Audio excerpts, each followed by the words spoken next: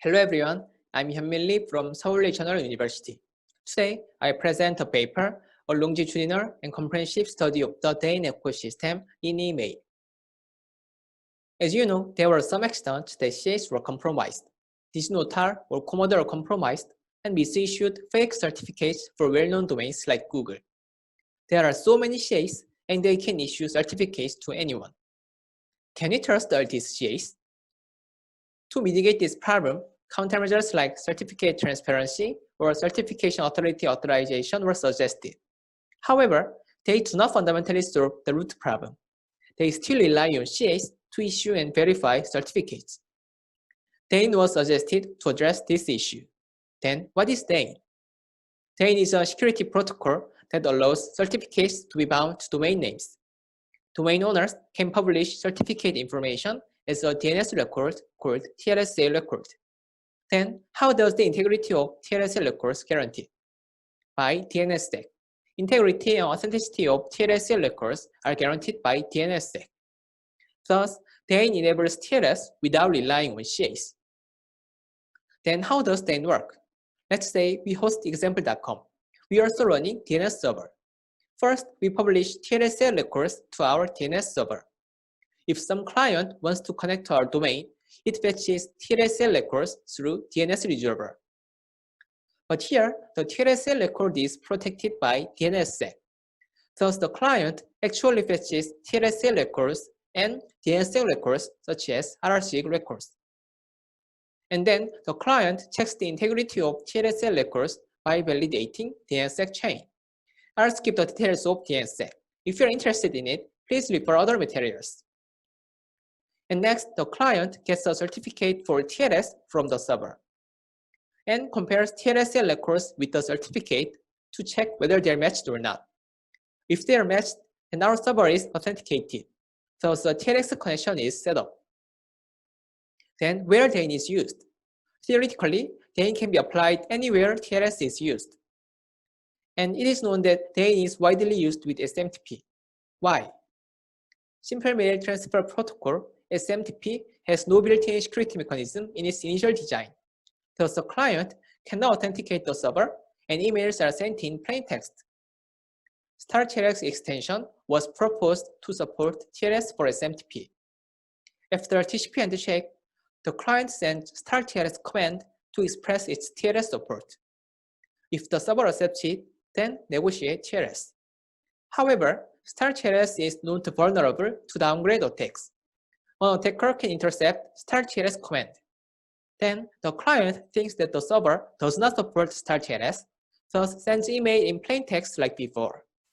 In here, the challenge is that the client cannot know whether the server supports StarTLS or not.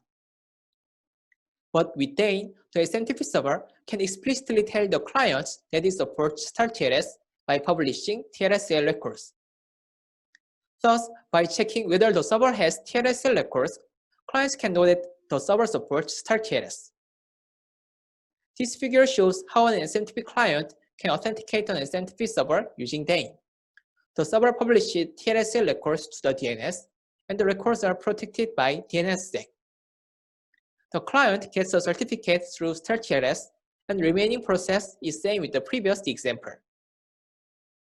As you can see, 4 entities need to cooperate to manage DANE. Authoritative DNS in server side has to publish TLSA records and DNSSEC correctly. DNS resolver in client side has to fetch TLSA records and validate DNSSEC records. An SMTP server must support StarTLS and provide certificates.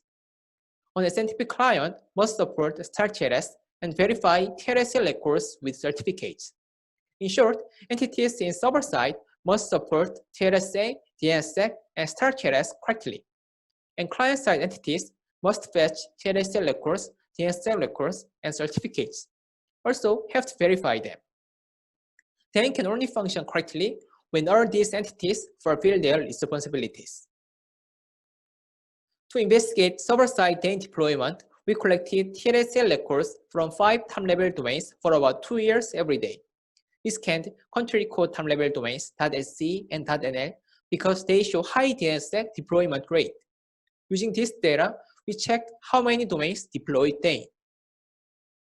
Next, we measured if domains deploy DANE, how they manage it. For this, we collected TLSA records and certificates for about 4 months every hour. With this data, we checked whether domains correctly support DANE. For client side, we investigated how many popular email service providers support DANE. We checked whether these email providers correctly validate DNSSEC and TLSA records when they send email as a client. We also checked how popular MTA and DNS programs support DANE. This is the outline of our analysis. First, I'll show you the server-side analysis about DANE deployment and management. Next, I'll show you the client-side analysis about DANE supports from email providers and software. Let's start with DANE deployment. Right figure shows ratio of domains with TLSA records. As you can see, deployment rate is quite low but increasing. For generic TLDs, deployment rate is less than 1%. But interestingly, deployment rate for .NL and .SE is very high. About 40% of .SE domains have TLSA records in the last snapshot. This is due to the financial incentives from registries of these countries. Also, we found that the growth is mainly due to some popular email service providers. For example, the biggest spike is due to One.com's DANE deployment. One.com deployed DANE to its mail servers, so our TLD's deployments were increased. In summary, DANE deployment is low but growing. Then, are these domains deployed DANE correctly? To answer this question, we analyzed DANE management. To support DANE, domains have to deploy DNS records like DS and RRSig records. Also, domains have to support StarTLS and provide certificates. But it is not sufficient to just support them. They have to support them correctly. DNS records have to be correct, and certificates must be consistent with corresponding TLSA records. Thus here, we examine whether domains meet some necessary components. Also, we checked whether our components are correct or not. As I mentioned before, we additionally collected TLSA records and certificates. We collected data from 5 vantage points all over the world to minimize the network error according to clients' geographic locations. And we found no difference between vantage points. Let's see missing components first. For DNSSEC, about 85% of TLSA records are signed, but 20% of them do not have DS records in their parent zone. Thus, their DNSSEC chain cannot be validated.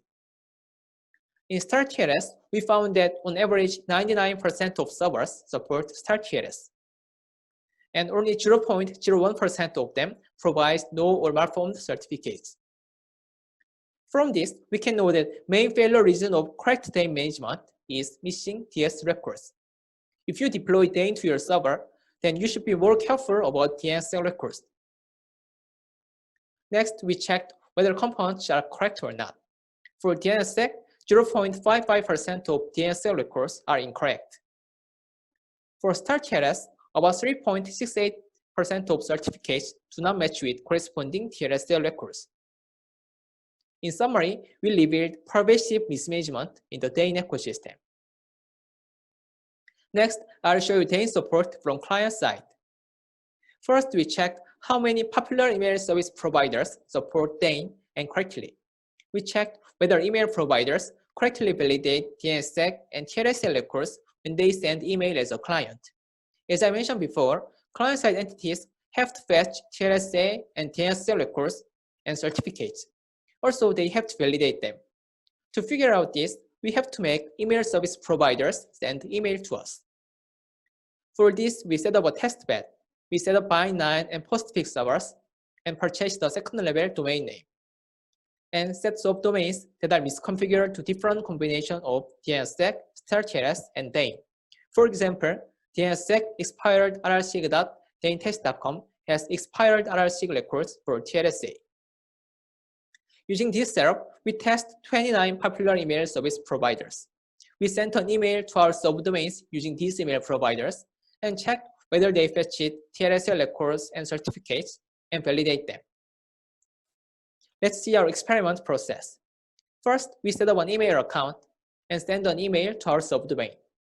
Then the client-side DNS resolver finds MX and TLSA records by contacting our authoritative DNS. Then our DNS server checks whether the resolver fetched DNSSEC and TLSA records. After then, the client will initiate an SMTP connection. Then our SMTP server checks whether the client sends a start TLS request. The server sends a certificate if the client requests start TLS. Finally, our SMTP server checks whether the SMTP connection is established. If our subdomain is misconfigured, then the client must not send an email. This table shows DNSSEC support of 29 email service providers. First, only 7 email providers actually send DNSSEC requests. And only 4 of them correctly validate DNSSEC records. This means that when you run mail servers and deploy DNSSEC, but if the DNSSEC chain is broken, then you cannot receive mail from these 4 mail providers because they correctly validate DNSSEC.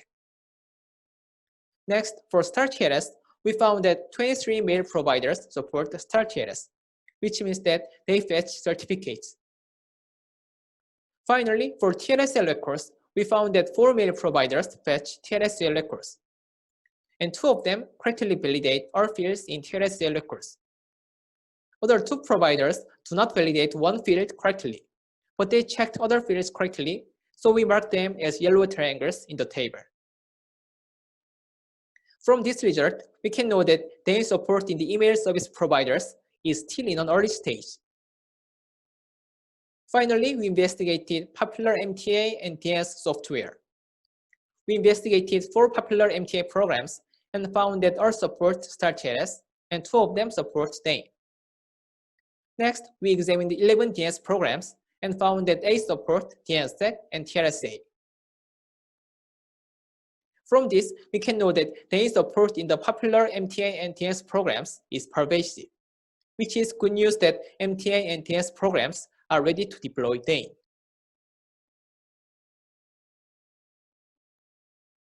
Thank you.